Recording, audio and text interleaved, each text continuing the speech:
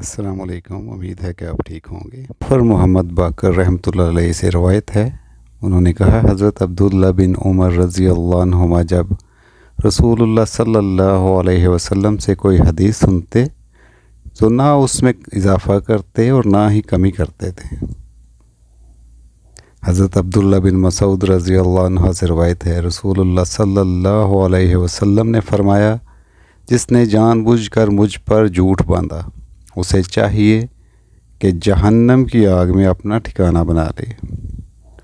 حضرت ابو ہریرہ رضی اللہ عنہ سے روایت ہے، رسول اللہ صلی اللہ علیہ وسلم نے فرمایا، جس نے میری اطاعت کی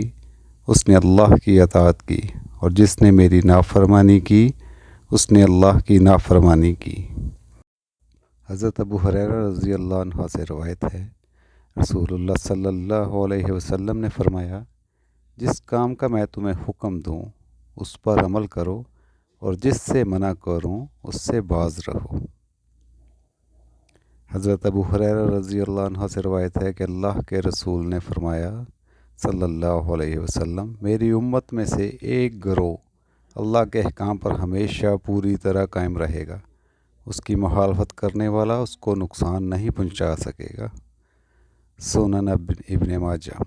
حضرت علی بن ابی طالب رضی اللہ عنہ سے روایت ہے،